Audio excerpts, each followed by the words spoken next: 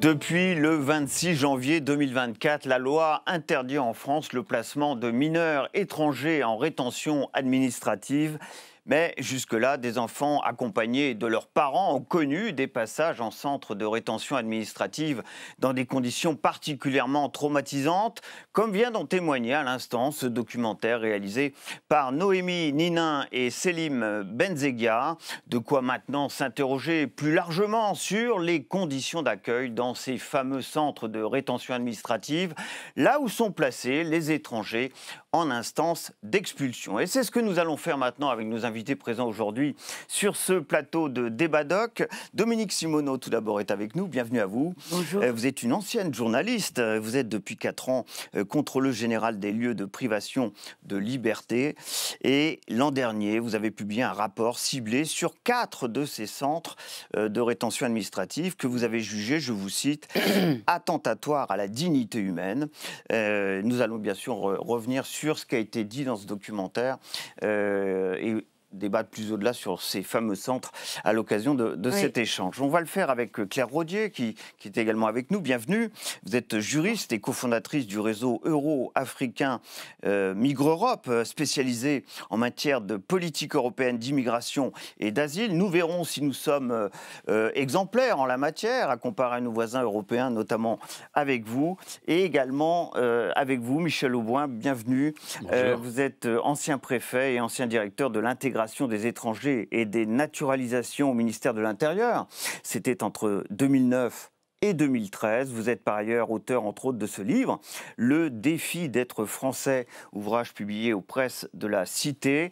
Et au regard de votre expérience, vous vous prononcez aujourd'hui en faveur d'un ministère de l'immigration. C'est un sujet qui fait souvent débat en France. Nous venons donc de voir ce documentaire. Je l'ai précisé en présentant cette émission. Il y a eu cette fameuse loi de janvier 2024 qui interdit désormais le placement en centre de rétention administrative d'enfants étrangers accompagnés de leurs parents, comme c'était le cas dans ce film. On va tout de même dire que reste le problème des zones d'attente qui ne sont pas concernées par cette interdiction aujourd'hui. Et puis le cas de Mayotte, où l'interdiction sera opérationnelle seulement au 1er janvier 2027.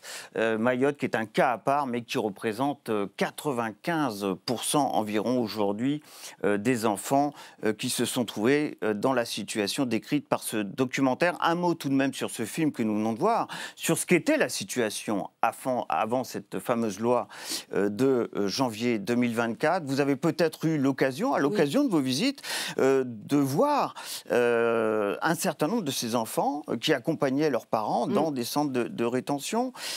Précisément au centre de Metz, dont il est fait état dans le film. Oui. C'est un très beau film d'ailleurs, je dois le dire, et qui montre bien le traumatisme que c'est pour les enfants d'être enfermés avec des règles qui concernent les adultes finalement, puisqu'il y a des irruptions dans la chambre des policiers. Ça fait très peur. Et nous, on avait noté lors de la visite que les familles étaient séparées des hommes par un grillage, et que les enfants et les femmes étaient l'objet d'insultes et de quolibets incessants dans la cour de promenade, ce qui est pas ce qu'on ne voit pas dans le film, mais qui ajoute au côté horriblement anxiogène de cet endroit. J'imagine que vous avez été soulagé au même titre que bon nombre, ou la quasi-totalité d'ailleurs des associations humanitaires, de voir cette loi votée au Parlement en janvier 2024. Soulagée et satisfaite parce que nous aussi on le demandait depuis très longtemps, de même que la Défenseure des droits le demandait depuis très longtemps aussi. Au même titre que les associations humanitaires. C'est pas possible d'enfermer des enfants, étant donné ce que ça peut leur causer. Dans ces conditions, on n'aurait pas idée d'enfermer des petits en prison. Mais or, l'univers des centres de rétention s'avère de plus en plus carcéral et je pense qu'on y reviendra. Tout à fait. Un mot peut-être sur le documentaire que nous venons de voir, sur ce qu'était finalement la situation avant cette loi de janvier 2024. Oui, le documentaire résume assez bien cette difficulté que vous aviez peut-être des états d'âme en tant que préfet, ancien préfet, concernant ces situations précisément de ces enfants. Oui, j'avais des états d'âme, mais j'étais pas le seul. Oui. J'ai pas d'état d'âme sur la rétention, ça on en reviendra peut-être. On va y revenir. Sur les centres de rétention telles qu'on les a imaginées, créées en France, on pouvait s'interroger. Et la présence d'enfants, moi j'en ai vu beaucoup, enfin beaucoup, j'en ai vu aussi, la présence de famille, c'est jamais des enfants seuls, hein, quand même, c'est toujours des enfants en famille. Et on l'a vu sur l'image avec ces jeux qui sont derrière des grillages. Tout ça n'était pas très convenable. Voilà, je crois qu'il était temps de trouver une autre solution. Alors, on a interdit, certes, il faut quand même trouver une solution pour la rétention des familles. En tout cas, pour leur permettre, pour permettre à l'administration de reconduire des familles dans des conditions qui soient humaines et normales. Si on fait un rapide comparatif avec ce qui peut se passer chez nos voisins européens, aujourd'hui encore, concernant ces enfants, justement, il existe encore ce type de situation ailleurs en Europe? Il y a des situations, il y a des pays où les enfants sont détenus avec leurs parents ou seuls, mais quand même, il faut savoir que la France était quand même un des pays qui se caractérisait par ces pratiques d'enfermement important, très important d'enfants, puisqu'elle a quand même été condamnée 11 fois par la Cour européenne des droits de l'homme. Et ça a été rappelé, bien entendu, dans ce film. Donc, dans d'autres pays, c'est vrai que les situations sont très, très variables. On ne peut pas parler globalement de la situation en Europe, mais en général, ce qui est aménagé, c'est des systèmes de centres d'accueil ou d'assignation à résidence, qui posent aussi des problèmes. Et d'ailleurs, on le voit dans le film, que l'assignation à résidence peut c'est ce qu'ont finalement eu comme régime les parents, cette famille géorgienne qui devait aller pointer tous les jours, avec ce qu'explique la maman sur le traumatisme que représente l'obligation d'aller à la police tous les jours pour un petit enfant et de signer. Voilà. Mais en tout cas, voilà, en général, la détention des enfants n'est pas massivement pratiquée dans les autres pays européens, sauf, je dirais, quand dans des cas, notamment dans les pays de l'Est ou en Grèce, où il y a des situations aux frontières qui font que tout le monde est systématiquement détenu et pas forcément dans des conditions qui correspondent aux lois de ces pays. Il faut savoir ça. Hein. Il y a des situations migratoires qui sont vécues par la police comme un afflux et dans ces cas-là, tout le monde est enfermé. Donc la loi en vigueur aujourd'hui ne s'applique pas aux zones d'attente. Il faut peut-être préciser à ceux qui nous regardent ce que sont ces zones d'attente. Ce ne sont pas vraiment des lieux de privation de liberté. Est-ce que la situation... Alors, que sont ces zones d'attente ? Est-ce qu'on peut en donner une... Là, ça concerne l'accueil de ceux qui arrivent en France. De l'arrivée. Est-ce que la situation dans les zones d'attente ressemble un tant soit peu à ce qu'on a vu dans ce film? Alors, je dirais qu'elle est à la fois... Elle est presque pire, puisque ce sont des grandes salles, les gens sont retenus tous ensemble avec leurs enfants. C'est assez sale. Elles se trouvent où, ces zones d'attente? Dans les aéroports, oui. Les ports. Et les ports, oui. Et parfois dans des hôtels attenants. Un commentaire sur ces zones d'attente, pas concernées par la loi votée en janvier tout à fait. 2024. Les zones d'attente, ça pose un problème particulier, parce qu'effectivement, si vous franchissez une frontière, vous descendez d'avion, vous franchissez une frontière, vous n'avez pas le droit d'entrer dans le pays, vous êtes dans un entre-deux, et donc l'entre-deux, c'est l'aéroport. Et c'est comme ça qu'on a fini par créer ces zones d'attente dans le temps de traiter la situation. Normalement, on ne devrait pas y rester, puisqu'on entre, on repart, et les compagnies aériennes, d'ailleurs, qui ont transporté des personnes en situation irrégulière, sont invitées à les ramener sur le vol suivant dans le pays où elles les ont pris. Donc, normalement, ça ne devrait pas être très long. Alors, c'est vrai que ce n'est pas aménagé. De la plupart des endroits où je connais, ça n'a pas vraiment été aménagé pour ça. Et puis vous dites, normalement, ce n'est pas très long, mais il y a souvent un gap entre ce qui est prévu et puis ce qui se passe. Et malheureusement, vous savez que dans certaines personnes devenues sans nationalité, sans droit, finissent par rester très longtemps dans des aéroports. On a eu un film sur une affaire qui était véridique, d'ailleurs, que vous avez peut-être vu, d'une personne qui est restée presque toute sa vie durant dans l'aéroport de Roissy, parce que impossible d'en sortir, impossible de repartir. Bon, c'est un cas marginal, mais ce qui est vrai, c'est qu'on a aujourd'hui, malgré les consignes qui sont données aux compagnies aériennes, des situations dans les aéroports. Alors, il y a les grands aéroports, et puis vous avez les petits aéroports, de Beauvais par exemple, je ne sais pas si vous l'aviez vu, etc., où là, c'est beaucoup plus compliqué, dans les ports aussi, c'est beaucoup plus compliqué à ménager. Je pense que, en fait, le vrai sujet, c'est qu'on a besoin d'avoir une réflexion globale sur quelqu'un, une personne, et encore plus une famille, qui doit se trouver dans un endroit sous une surveillance, quelle qu'en soit la forme, des autorités administratives, dans quelles conditions elle est accueillie et dans quelles conditions elle peut rester. Et ça, peut-être qu'on n'y a pas réfléchi assez. Non, sur la question des zones d'attente, je voudrais quand même préciser que la situation des enfants, moi je dirais, est presque pire, en ce sens que des enfants peuvent être enfermés seuls, sans accompagnement, quand ils arrivent seuls. Souvent, le motif... On parle des mineurs isolés. On parle de mineurs qui arrivent, mais ça peut être des tout petits enfants. Hein. Au début du mois de septembre, il y a une petite fille de 10 ans qui est restée 5 jours à Roissy, entre des policiers et une dame de l'aéroport qui s'occupait d'elle, c'est tout. Et c'est inquiétant parce que...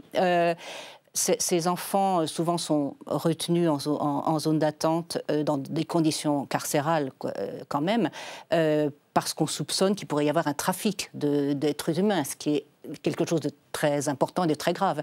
Mais ce que disent les organisations qui sont préoccupées par la situation des enfants, notamment l'UNICEF, c'est que quand un enfant, quand il y a des soupçons de trafic d'enfants, quand il y a des soupçons de danger pour un enfant, la solution n'est pas de l'enfermer, c'est de l'extraire du milieu dans lequel il est et d'essayer d'investiguer sur sa situation. Et donc, il y a quand même une anomalie dans la loi française de prévoir que pour quelqu'un qui est en danger, on le met en prison, au-delà de la situation de son âge, etc. Dominique Simonot, tout de même un mot sur Mayotte, puisque la loi ne rentrera en vigueur, là, cette fois qu'au 1er janvier 2027.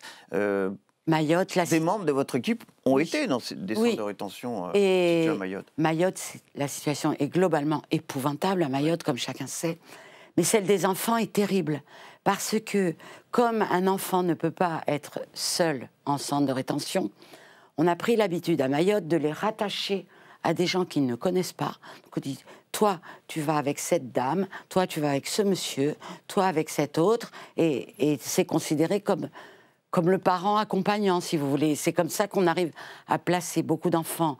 Il y a beaucoup d'enfants qui sont avec leurs parents dans les centres de rétention, mais ceux qui sont seuls, qu'on trouve seuls, on les rattache fictivement à des gens qui ne connaissent pas. Et ça s'ajoute au fait qu'à Mayotte, on peut faire attendre les familles avec enfants des heures dans des camions avant de les enfermer dans le centre de rétention, qui sont franchement particulièrement immondes, immondément sales. Mayotte est au sud-est, bien sûr, de l'Afrique, et cette immigration vient souvent des Comores. Cette proximité entre les Comores et Mayotte, territoire donc français. Une photo peut-être de ce que sont les centres de rétention en France, avec ces quelques chiffres. Il y en a 25, dont 4 en Outre-mer, de ces centres de rétention administrative en France. Au total, cela représente 1948 places, ce sont des chiffres pour 2023. 47 000 retenus. On ne dit pas détenus, concernant ces fameux centres, mais des retenus, c'est important, dont 28 000, justement, donc on l'évoquait, à Mayotte. Et puis enfin, cet autre chiffre, c'est la durée moyenne de rétention en métropole dans ces centres, qui s'établit en 2023 à 24,5 jours, 24 jours et demi, donc durée moyenne de rétention dans ces centres. Les centres de rétention administrative, est-ce que c'est une spécificité française ? Pas du tout. Tous les pays ont des systèmes de ce type, puisqu'il y a une loi européenne enfin, pas parce que, mais en tout cas, une loi européenne est venue essayer d'harmoniser les conditions dans lesquelles les étrangers sont éloignés du territoire. Et une des dispositions de cette loi européenne, qui s'appelle la directive Retour, c'est de dire que pendant le temps nécessaire à l'éloignement de la personne, les États peuvent détenir les étrangers concernés. Elle pose 3 conditions. Elle dit qu'il faut que ce soit dans le but d'expulser, il faut que ce soit proportionné à la situation administrative de la personne, et il faut que ce soit le plus court possible. Autant vous dire qu'aucune de ces règles n'est respectée en général, parce que la proportion... Aucune de ces règles n'est respectée en général en France Non, plus globalement en Europe? Non, en général, en Europe. Pour motif d'expulsion, oui, bien sûr, mais la proportionnalité, c'est-à-dire en faisant très attention à la situation des personnes, des mineurs, des malades, des handicapés, là, on voit absolument de tout, et donc des gens qui peuvent être maintenus pendant très longtemps. Il faut savoir que cette directive européenne prévoit la possibilité de détenir pendant 6 mois une personne pour des raisons uniquement administrative. Ah oui, en effet. Et donc, on est dans un système qui, on a parlé de chiffres, c'est très difficile de connaître le nombre de personnes qui sont détenues en moyenne dans les centres de rétention à l'échelle de l'Union européenne. On peut l'estimer à peu près à 100 000. Oui. Mais ce sont des estimations, parce que contrairement, la France donne ses chiffres, mais tous les pays ne donnent pas leurs chiffres. Et ce à quoi il faudrait peut-être réfléchir aussi, c'est la finalité de ces dispositifs, puisque on sait que une faible proportion des personnes qui sont détenues en centre de rétention, parfois très longtemps, est effectivement éloignée. Donc, alors, on va avoir des gens... Si vous êtes d'accord, parce que ça fait partie effectivement des problèmes soulevés. Simplement, sur l'état des lieux, alors là, pour le coup, il y a ce fameux rapport que vous avez réalisé l'année dernière. Quel est le constat pour vous? Qu'est-ce qui ressort principalement de ce constat concernant ces fameux centres? L'ambiance est de plus en plus carcérale. Et surtout, c'est la peur qui règne. C'est ça qui est effrayant dans les centres de rétention. Parce que, comme il y a de plus en plus de sortants de prison, de plus en plus de ce qu'on appelle de top, troubles à l'ordre public, graves, moins graves, et que ce sont des policiers qui assurent la garde, alors que ça n'est absolument pas le métier des policiers de garder des gens. C'est un métier... C'est important de le préciser, ce n'est pas l'administration pénitentiaire qui gère ces centres. C'est normal, ce ne sont pas des prisons. Voilà. Faudrait des gens ce sont des policiers, on l'a bien compris d'ailleurs dans ce film. Les policiers ne sont pas formés à la garde, ils sont formés au maintien de l'ordre. Or, ils ont peur des retenus, actuellement. Les retenus ont peur des policiers. Et je peux vous dire que le spectacle de voir des policiers accompagner les retenus devant la grille qui entre sur la zone de vie, ce qu'on appelle la zone de vie, où tout le monde vit, tous les retenus vivent, où les policiers ne rentrent pas parce qu'ils en ont peur. On dit aux nouveaux arrivants, ben voilà, c'est là les autres vont t'apprendre ce que tu vas vivre, et ce que tu vas vivre, c'est une peur terrible, parce que c'est la loi du plus fort qui est installée là-dedans, puisque les policiers n'y rentrent pas. C'est très différent de la prison pour ça. Et moi, quand je vais en centre de rétention, il y a des retenus qui s'accrochent à moi et qui me disent « Madame, aide-moi à retourner en prison. C'était le paradis là-bas. » C'est vous dire ce que c'est. On va écouter juste un extrait de ce film. C'est le témoignage d'un médecin urgentiste qui a travaillé au sein de ces centres. On l'écoute et on en parle juste après. En prison, l'administration pénitentiaire, elle a compris depuis très longtemps qu'une peine de prison, c'est pas de la captivité, quoi. C'est pas... on met pas quelqu'un dans un cachot. Donc il faut qu'il y ait des activités. Il y a une bibliothèque, il y a une unité d'enseignement, il y a la possibilité d'aller faire du sport, il y a la possibilité de travailler au service général, de travailler... C'est à ce prix-là qu'on a une détention qui est pacifiée. En revanche, dans les centres de rétention, rien de tout ça. Aucune activité, pas de travail, pas d'enseignement, pas rien. Il n'y a aucune activité, en fait. Ce médecin urgentiste qui, par la suite, quittera, évidemment, ces centres pour d'autres activités. Retourner en prison. Pour retourner en prison. Pour retourner en prison. Réaction par rapport à ces propos tenus par ce médecin urgentiste et ceux tenus à l'instant, juste avant, par Dominique Simonnot. C'est très différent, parce que c'est vrai, la rétention, ça n'a rien à voir avec la détention, donc c'est pas du tout le même esprit, c'est pas du tout la même finalité. Pourtant, quand on voit ces images, quand on voit ce film, c'est un petit peu ce qu'on se dit. On est dans un milieu carcéral, mais qui ne l'est pas officiellement. Oui, et qui ne devrait pas l'être. En fait, la vraie difficulté, c'est qu'on n'a pas trouvé le modèle. Moi, je pense que c'est ça la difficulté pour la France, contrairement à d'autres pays européens, c'est qu'on n'a pas trouvé le modèle de la rétention qui va. Parce qu'en fait, on a installé ces centres là où on a trouvé de la place, parfois dans des anciens hôtels, dans des locaux vides, etc.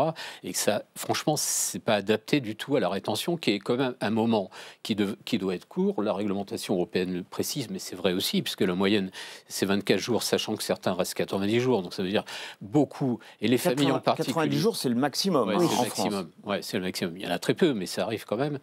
Et donc ça veut dire qu'il y a beaucoup de gens qui n'y passent que 2-3 jours. Vous avez le centre de rétention administrative du Mesnil-Amelot, qui est sur la plateforme de Roissy, qui fait l'essentiel des départs à partir de Roissy.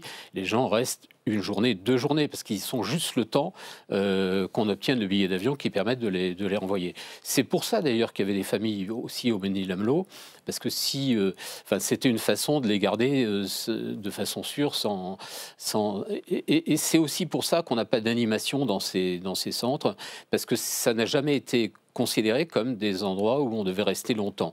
Le fait que ce soit des policiers qui officient, dans ces centres... ce qui est sûr, c'est que... Ça soulève un certain nombre de problèmes, comme l'a dit à l'instant. Ça soulève des problèmes. Effectivement, on peut évidemment pas le confier à l'administration pénitentiaire, parce que ça relève pas de la justice. On comprend bien le risque de transposer le modèle prison au modèle de centre de rétention. Mais en même temps, c'est vrai que le fait qu'on l'ait totalement confié à la police aux frontières, qui est chargée du contrôle des frontières. C'est pas totalement sans lien, mais ça pose un problème d'organisation, et peut-être que ça pose aussi un problème de climat, d'ambiance à l'intérieur des centres de rétention administrative. Ce qui est vrai aussi, c'est qu'il n'y a pas de tri. Et c'est ça le grand problème. On n'a pas beaucoup de places, on a moins de 2000 places. Il en faudrait sans doute 5 fois plus si on voulait... Il faudrait 5 fois plus de places dans nos centres de rétention. Oui, si on voulait pouvoir faire de la rétention de façon normale, avec des flux, etc. Et humaine. On ne sait pas le mot, mais... Ouais. Ouais. Et alors, on n'en fait pas davantage parce que ça coûte très cher. On a un coût journalier qui est hors de prix. J'aimerais qu'on en rappelle le prix pour le résultat. Allez-y, je vous en prie. 700 € par jour par retenue. Je ne sais pas si vous voyez le gap énorme qu'il y a entre ce prix et le nombre de reconduites effectives. C'est-à-dire, comme les gens sont retenus là, soi-disant, le temps strictement nécessaire à leur reconduite, quand ils y restent, je crois qu'on est quand même passé à 30 jours de moyenne, imaginez le coût pour ressortir au bout du compte. Pour ressortir au bout du compte, parce que les pays d'origine ne sont pas idiots. Pourquoi ils reprendraient des gens qui sont délinquants ici ? Et pourquoi ils les reconnaîtraient comme leurs ressortissants ? Vous dites aussi dans votre rapport que la population retenue dans ces centres a considérablement évolué durant ces dernières années. Vous pouvez nous expliquer ça ? Elle a évolué parce qu'il y a de plus en plus de sortants de prison, c'est ce qu'on disait tout à l'heure, et de ceux qui sont fautifs de troubles à l'ordre public. Des gens qui se conduisent mal sur la voie publique, qui ont commis des petites infractions, même pas poursuivies, mais qui sont ce qu'on appelle des tops. Et c'est ça, je ne sais pas, et c'est ça qui crée cette peur qui s'est installée. Cette violence, ce terme qui revient souvent d'ailleurs aussi dans ce film. C'est très violent. Ouais. Quand j'ai visité un de ces centres, il venait d'y avoir une rixe, mais les policiers entre retenus et les policiers n'étaient pas intervenus qu'en dernière extrémité. Donc c'est une peur sans cesse qui étreint les gens qui sont retenus. Ce qui est vrai, sur l'évolution des populations retenues dans ces centres. Oui, alors, ce qui est vrai aussi, c'est que dans les prisons aussi, la violence a beaucoup augmenté. Moi, j'ai suivi pendant 30 ans Fleury-Mérogis, où je suis allé très régulièrement. Fleury-Mérogis aujourd'hui, c'est pas du tout Fleury-Mérogis il y a 30 ans, quoi.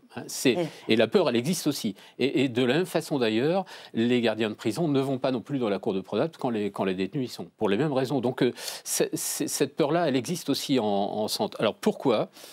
Parce que on avait compris que la reconduite à la frontière de famille, de gens ordinaires, etc., n'était pas une bonne solution en passant par les centres de rétention administrative, et que c'était quand même plus normal de s'intéresser d'abord aux détenus, aux gens qui avaient été incarcérés pour des peines parfois longues, et donc de faciliter l'éloignement de ces personnes en les faisant passer par les centres de rétention administrative, qu'on devrait éviter quand même, parce qu'on a un problème, on a une faille dans notre dispositif, c'est que on ne passe les gens dans le centre que si on n'a pas le billet d'avion, et si on n'a pas le billet d'avion tant qu'on n'a pas le passeport. Et donc on a un gros problème en France, c'est qu'on ne relève pas les passeports quand ils rentrent en France, et qu'on les conserve pas, des copies, et donc du coup on n'a pas les passeports, on est obligé de demander des laissez-passer consulaires, et ils restent tout ce temps-là en centre de rétention. Moi je voudrais... Ouais. Allez-y. Non, il faudrait peut-être quand même qu'on réfléchisse à la finalité de tout ça. Je le disais tout à l'heure. C'est vrai, mais je voudrais quand même qu'on continue un peu cette comparaison, parce qu'on n'a pas trouvé le modèle. C'est ce que vous nous avez dit tout à l'heure. Est-ce qu'un de nos voisins européens a trouvé Il n'y a pas de bon modèle. Il n'y a pas de bon modèle de la rétention, dans la mesure où ces problèmes... Alors, on pourrait dire un des modèles, ce serait de prendre beaucoup moins de mesures d'éloignement. Il y a beaucoup de situations qui ne justifient pas que les personnes soient frappées d'un arrêté de reconduite à la frontière qui peut les emmener dans un centre de rétention. Ça, c'est une piste qui devrait vraiment être étudiée. Vous en voyez d'autres, des pistes? Oui. C'est déjà pas mal, parce que la France est le pays dans lequel il y a le plus de décalage entre le nombre de mesures d'éloignement et le nombre d'éloignements effectifs. Donc potentiellement, ça remplit des centres de rétention de gens qui ne devraient pas y être. Ça peut aussi être cette situation-là. Après, parler d'humanité quand on est dans un système où de toute façon les gens doivent être privés de liberté pour des raisons qui sont liées à leur mobilité, à leur circulation, à leur tentative de migrer pour trouver une solution, par exemple pour leurs enfants. Ce que raconte la famille dans ce film est assez éclairant. Vous aurez peut-être remarqué que dans les deux cas, on ne sait pas exactement quelle est leur situation à leur retour. On dit ils sont revenus et on trouve légitime qu'ils soient là. Ce petit garçon... Pardonnez-moi d'insister, mais Michel Aubois vient de nous dire à l'instant qu'il en faudrait 5 fois plus en réalité des centres de rétention administrative en France. Est-ce qu'il y a des pays en Europe qui se sont donnés, au moins en termes de volume de centres, de nombre de centres, les moyens de rendre les choses plus humaines finalement? Non, franchement, il n'y a pas de bonne solution. Mais vous savez aussi qu'il n'y a pas d'enquête ni de statistiques organisées par exemple, un organisme qui s'appelle Eurostat, qui enquête sur absolument tout et qui fait remonter des informations de partout. Il n'y en a pas sur la détention et la rétention administrative. Il y en a extrêmement peu. C'est très lacunaire. Il n'y a que les ONG. Et franchement, ce que les ONG racontent, et je pense y compris les organisations internationales, c'est qu'en général, la situation est déplorable. Soit elle l'est sur le plan des conditions matérielles, c'est sale, c'est insuffisamment, c'est trop petit, etc. Soit elle l'est sur le plan des conséquences psychologiques. Il y a des centres high-tech, dans les pays nordiques en particulier, que parfois, nos policiers vont visiter et trouvent ça formidable. Mais on sait aussi, pour les études qui sont faites dans ces lieux-là, que là, on est dans un univers complètement carcéral. Chez nous aussi, mais moi, je ne comprends pas du tout la politique du ministère de l'Intérieur. Parce que c'est devenu une machine à fabriquer ce qu'on appelle les OQTF, obligations de quitter le territoire. Or, plus il y a, évidemment, d'obligations de quitter le territoire, et plus le ratio, évidemment, des éloignements effectifs baisse. Ce ratio, c'est 7% l'an dernier. Oui, 7%, ce qui est une baisse énorme par rapport à avant. On était déjà, c'était 18 à 20%. Pour le prix qu'on s'est dit. Donc nous sommes bien d'accord. Hein. 7%, c'est 7% de ceux qui se sont vus assigner une obligation de quitter le territoire français. Et je ne comprends pas pourquoi les préfectures ne vont pas dans les prisons, puisque c'est des détenus qui ont commis des crimes graves dont on veut se débarrasser d'abord, ne vont pas en amont, en prison, préparer le retour. Pourquoi? Parce que les pays d'origine, comme on disait tout à l'heure, ne sont pas idiots. Pourquoi ils reprendraient des gens qui ont commis des actes graves ici? Pourquoi ils les reprendraient? Simplement, si on préparait en amont leur départ, en allant en prison faire les démarches, peut-être que ça marcherait mieux. Or, ça n'est pas fait. Question peut-être naïve après avoir vu ce documentaire, pourquoi une famille assignée à résidence ne passe pas directement à l'aéroport pour prendre un avion et retourner? Franchement, les images qu'on voit avec les policiers qui débarquent à 12 pour venir les chercher, c'est quand même assez effrayant. Ouais. Ça, alors Michel Aubois, là effectivement se pose la question de l'effectivité des expulsions. Quand même, la plupart des familles ne passent pas par des centres de rétention.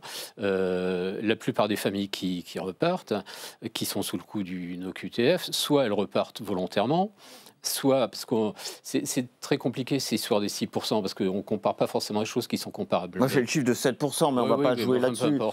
Mais il y a une grande partie des personnes, quand elles reçoivent leur OQTF, elles ont un mois pour partir. Il y a une grande partie des personnes qui repartent qu'on ne comptabilise pas, donc c'est déjà difficile de savoir celles qui sont parties. Il y a celles qui bénéficient. Ces personnes sont assignées à résidence, une fois qu'elles ont reçu leur Non, même pas. Non. Alors ça, c'est la directive retour de l'Europe. Non, il n'y a pas d'assignation à résidence. Vous recevez une obligation à quitter le territoire. Oui. C'est un papier administratif qui vous dit, voilà, vous avez un mois pour partir. On ne vous demande pas, voilà. Et si, au bout d'un mois, vous n'êtes pas parti, à ce moment-là, vous avez une mesure administrative. Donc vous allez où vous voulez pendant le mois, du moment que vous avez pris le temps de reprendre un billet d'avion ou de bateau et de repartir. Donc, la plupart des familles repartent, enfin, beaucoup de familles repartent. Beaucoup de familles bénéficient aussi des aides au retour. Alors, ça dépend des pays. Pas assez, je crois. Bon, en tout cas, il y a ce mécanisme. Donc, c'est de l'argent qui est donné aux familles pour repartir chez elles. C'est l'Office français de l'immigration et de l'intégration, l'OFII, qui gère ça, et ils en font quand même des dizaines de milliers par an. Donc on a quand même un volume de gens qui repartent spontanément, notamment dans les familles. Le problème de l'assignation en résidence... comprennent bien, on peut être amené effectivement dans un centre de rétention administrative sans pour autant être sûr d'être bel et bien expulsé dans son pays au final. Ah oui, oui, absolument. Oui, on peut, mais c'est quand même pas l'objet de la préfecture qui a placé la personne en centre de rétention administrative. Donc, on part, comment dire, on ne place en rétention que des personnes dont on pense raisonnablement qu'ils vont pouvoir repartir. Je sens que c'est quand même compliqué à vous entendre. Je ne crois pas. Alors, allez-y, Claire Rodier, je vous donne la parole. Peut-être que le préfet place en pensant qu'il va éloigner. Pour autant, il sait, ne serait-ce qu'en regardant les chiffres, depuis des années, qu'il n'arrivera pas à éloigner plus de 10% des effectifs qui seront dans son... La différence, c'est que vous ne savez pas quel 10%. Oui, non, mais je dirais même... Mais globalement, ça fait tellement longtemps que ça dure, c'est tellement évident que ce dispositif... Il n'y a pas d'autre solution. Vous n'avez pas d'autre solution technique. Parce que pourquoi on place en rétention? Parce que les personnes ne respectent pas, enfin, ou on pense qu'il y a un risque, ce qui ne respectent pas leur assignation en résidence. Vous êtes assigné à résidence, vous êtes chez vous, vous attendez qu'on vous donne votre nouveau passeport, le laissez-passer consulaire et un billet d'avion. Ça ne pose pas de problème. Mais quand il y a un risque de fuite, à ce moment-là, il n'y a que la rétention qui permet de... Oui, mais je dirais que c'est désormais une politique clairement assumée par le ministre de l'Intérieur. En tout cas, le précédent, c'était d'enfermer ces gens, les sortants de prison, les tops, pour qu'ils ne sortent pas. Il y a un phénomène que les surveillants appellent des portes tournantes, qui font que ces gens font la ronde entre le centre de rétention et la prison, en permanence. Vous avez à Toulouse-Seyss, à Bordeaux-Gradignan, des tas de prisons que j'ai visitées où il y a un volume quand même respectable, c'est-à-dire presque 500 étrangers qui font la ronde entre le centre de rétention et la prison et qui retournent au centre de rétention après ne pas avoir été expulsés. C'est pour ça que je ne comprends pas la politique du ministre de l'Intérieur qui pourrait peut-être se donner le mal ou donner des ordres, je ne sais pas, pour qu'on aille voir en amont, en prison, établir de ceux qu'on veut vraiment voir partir, établir les documents de départ. Sur l'effectivité de ces reconduites aux frontières dans les différents pays européens, comment est-ce qu'on se situe? Est-ce qu'un certain nombre de pays européens ont trouvé une solution justement de ce point de vue-là? D'une certaine façon, oui, en prenant moins de mesures d'éloignement. Si vous prenez moins de mesures d'éloignement, vous avez moins de décalage entre celles que vous avez prises et celles que vous avez exécutées. Donc sur l'effectivité... sur les critères de prise de décision de l'éloignement.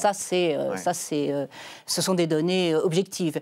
Sinon, on n'a pas beaucoup de données parce qu'on pourrait parler aussi de l'effectivité de l'éloignement des deux familles dont on a vu l'histoire dans le film. Elles sont en France, elles sont interviewées en France après être revenues. Je ne sais pas ce qui s'est passé dans leur histoire. Je pense qu'elles avaient toutes les raisons de revenir. Il y avait toutes les raisons que ce petit garçon puisse recommencer à aller à l'école là où il était. Mais le fait est que cette famille a été expulsée par le ministère de l'Intérieur français et qu'elle est là et que moi je trouve ça normal. Et qui vont être régularisés. Et qui vont être régularisés. Ouais. Donc même les trois sœurs sont régularisées. Donc l'effectivité, la finalité, l'effectivité, sachant qu'on est condamné par la Cour européenne des droits de l'homme, que depuis 20 ans, 30 ans, la durée en rétention n'a cessé d'augmenter sans qu'on améliore le taux d'éloignement, sachant le coût que Dominique Simoneau a rappelé, à mon avis, c'est moins peut-être la discussion qu'on a aujourd'hui sur est-ce que c'est très traumatisant, un peu traumatisant, très sale, est-ce que ça pourrait être mieux, c'est réfléchir à des politiques qui créent ces systèmes-là et peut-être repenser ces politiques. Mais malheureusement, ça fait longtemps. Alors vous que y êtes un peu essayé par rapport à notre sujet du jour, et vous aurez le mot de la fin. Il est très difficile. Parce qu'on se dit tout ça pour ça, tout de même. Oui, tout ça pour ça, exactement. C'est ce que vous avez dit tout à l'heure. Oui. Tout ça pour ça, oui et non quand même. Oui et non, parce qu'on peut sans doute l'améliorer. Il y a d'ailleurs des possibilités, y compris en travaillant en amont avec l'administration pénitentiaire, parce que derrière tout ça, vous avez aussi des articulations qui ne fonctionnent pas bien et des choses qui marchent pas merveilleusement bien. Mais je pense que je ne vois pas quel type de solution on pourrait trouver en dehors de la rétention pour les cas les plus extrêmes où on a absolument besoin, parce que pardon de le dire, on a parfois absolument besoin d'éloigner. Qu'est-ce que vous appelez les cas les plus extrêmes ? Les détenus dont on a parlé tout à l'heure ? Ça dépend pourquoi ils ont été détenus. Mais enfin, déjà, si vous êtes détenu, c'est que la peine qu'on vous applique est liée à la gravité des faits que vous avez causés. Donc, je pense que les détenus, ça me paraît assez évident. Et c'est pas qu'une question d'humanité, c'est que c'est une demande de la population d'être protégée, donc d'éloigner les détenus, surtout s'ils appartiennent à des réseaux criminels internationaux, ça me semble juste normal, quoi. Donc la rétention, c'est un dispositif on n'a pas trouvé au niveau européen une autre solution, et sachant par ailleurs ça sera le mot de la fin. Sachant par ailleurs que la France a une des durées les plus courtes, puisque des pays appliquent encore 2 années de rétention. Voilà, donc nous, on a une rétention qui est relativement limitée. Le mot de la fin, c'est que de toute façon, il faut réfléchir. Je ne crois pas qu'il faille réfléchir à la politique d'immigration, puis de toute façon, ce n'est pas du tout mon sujet, mais je pense qu'il faut réfléchir à la façon dont on accueille des personnes qui sont en rétention aujourd'hui dans notre pays. Ça sera effectivement le mot de la fin, cette fois. Un grand merci vraiment à tous les trois d'avoir participé à ce débat doc. Vos réactions, ça sera sur #débat doc, bien entendu. Merci à Félicité Gavalda, Victoria Bellé, qui m'ont aidé à préparer cette émission. Je vous donne rendez-vous tout simplement pour un prochain débat doc, et ça sera bien sûr avec son documentaire et son débat. À très bientôt.